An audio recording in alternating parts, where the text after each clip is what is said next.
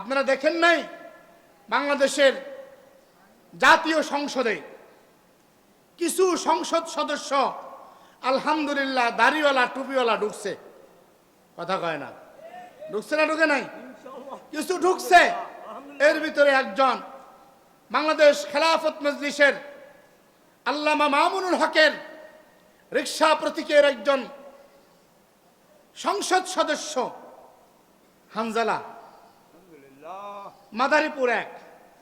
মুসলমানের দেশে মুসলমান মুসলিম একজন মুফতি সংসদ সদস্য সংসদ ভবনের সামনে যাচ্ছে, পিছন দিক থেকে তাকে জঙ্গি এমপি বলে অপবাদ দেওয়া হচ্ছে। নাউজুবিল্লাহ বলবেন না? একজন এমপি কে যদি এইভাবে কটাক্ষ করা হয়, জাতীয় সংসদের রানিং একজন সংসদ সদস্যের যদি এই তকমা লাগিয়ে দেওয়া হয় বা দিতে পারে, তাহলে আমি আর আপনার অবস্থা কোথায় আছে একবার কি একটু ভেবে দেখেছেন? আমরা কোথায় আছি? আমাদের নিরাপত্তা কোথায় আছে? এই জন্য আপনাদেরকে বুঝতে হবে, ষড়যন্ত্র শেষ হয়ে যায় নাই। ষড়যন্ত্র ছিল, ষড়যন্ত্র আছে, ষড়যন্ত্র থাকবে। তবে আমাদের শক্তি নাই, আমাদের সামর্থ্য নাই। আমরা মুসলিম, আমরা নিরহ, আমাদের শক্তি সামর্থ্য নাই, আমরা কারো পিছনে লাগতে যাই না। তবে আমাদের কলবে আছে দৌলতে ঈমান। আওয়াজ করে বলুন ঠিক কিনা? আমাদের কলবে আছে কোরআনের প্রেম, আমাদের কলবে আছে শহীদি তামান্না। স্পষ্ট ভাষায় বলতে চাই, আল্লামা আবুল হাসান দামাত বরকাতুহুম যে কোনো সময় যদি কোরআনের পক্ষে, ইসলামের পক্ষে, দ্বীনের জন্য রাজপথে রক্ত দিতে, রাজপথে জীবন বিসর্জন দিতে ডাকে, কারা কারা এই জীবন বিসর্জন দিতে প্রস্তুত? আল্লাহ কিন্তু হাত উঁচু করে দেখা। আল্লাহু আকবার।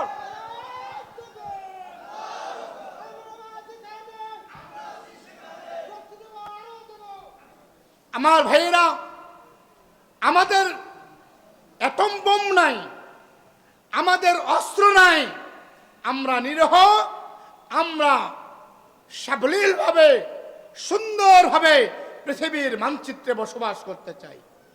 তবে মুসলিমদেরকে বেশি খুশাখুশি করলে তার পরিণামও খুব ভালো হয় না, কথা কয় না?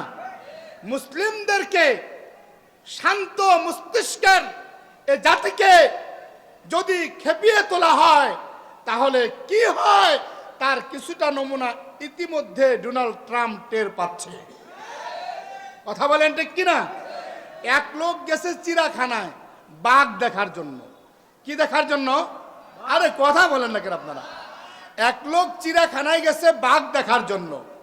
তাই গিয়ে দেখে চিড়িয়াখানার ওই শিকের ভিতরে বাঘ ঘুমাচ্ছে।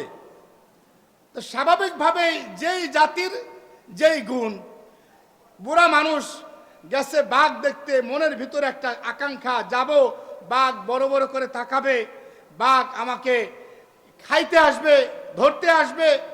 তা তো আসে না, বাঘ তো ঘুমায় আছে। এখন মনে মনে বলতেছে, এই নি বাঘ, এর থেকে তো আমার বাসার বিড়ালও সাহসী। মনে মনে ভাবতেছে। এখন ডাক দেয়, এ বাঘ, এ বাঘ। বাঘ কিছু বলে না। তা হাতে ছিল ছাতা, তো ছাতা দিয়া বাঘের পিছনে খোঁচা দিছে। তো খোঁচা দিলে বাঘ একটু তাকাইছে। তাকায়া মানে বাঘ মনে মনে বলতেছে, কেন চুপচাপ শুয়ে রয়েছি, ভাল লাগে না। খোঁচা আবার ঘুমায় গেছে। বুড়া যায় আর একটা খোঁচা দিছে। বাঘের একটু রাগ উঠছে না উঠে নাই? বাঘের একটু রাগ যখন উঠছে, বাঘ তাকায়া একটা ধমক দিছে, বুঝলেন নাই? ধমুকটা কার? আরে কথা কয় না, ধমুকটা কার? বাঘের ধমুক তো বাঘের মতোই হবে। অর্থাৎ যখন তাকায় দেখছে বুড়া বারবার ডিস্টার্ব করে, এবার বাঘ হ্যাঁ এর একটা দিছে না। বুড়ার কই ছাতা গেছে আর কই ব্যাগ গেছে আর কই বুড়া গেছে খবর নাই। তো মুসলিমরা স্বাভাবিকভাবে ছিল, মুসলিমরা শান্তির পৃথিবী দেখতে চেয়েছিল। তোমরা বারবার যখন ছাতা দিয়ে খোঁচাখুচি করছো, এবার এক ইরানের ধাক্কা কুলাইতে গিয়ে পুরা ইহুদি নাসারারা থরথর করে কাঁপতে আরম্ভ করছে। আওয়াজ করে বলো ঠিক কিনা? এখনো সময় আছে, সোজা পথে আসো, মুসলিমদেরকে স্বাভাবিকভাবে চলতে দাও। আর না হয় সেই দিন বেশি দূরে নয় যেদিন পলায়ন করতে গিয়ে ছাতা আর ব্যাগ খুঁজে পাওয়া যাবে না, ছাতা আর ব্যাগ খুঁজে পাওয়া যাবে না। আওয়াজ করে বলুন ঠিক কিনা?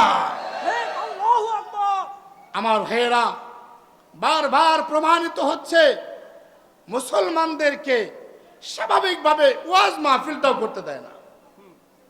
একটা মাহফিল করবে, একটা মাদ্রাসার প্রোগ্রাম করবে, সেখানেও ষড়যন্ত্র, সেখানেও বিভিন্নভাবে মুসলিমদেরকে অনৈক্যের সৃষ্টি করে দেওয়া হয়। এজন্যই আল্লাহ বলেছেন, শুধুমাত্র কেবলমাত্র নিজেকে মুমিন দাবি করলেই আল্লাহর খাতায় তুমি মুমিন হতে পারবে না। মুমিন হওয়ার জন্য আল্লাহর খাতায় তোমার নাম মুমিনের কাতারে থাকতে হবে। তোমার দিলের ভিতরে আল্লাহর ভয় থাকতে হবে, আল্লাহর প্রেম থাকতে হবে। আল্লাহর ভয়ের ভীতু হৃদয় যদি তুমি বানাইতে না পারো, তাহলে তুমি নিজেকে মুমিন দাবি করতে পারো, কিন্তু মুমিন হতে পারবে না।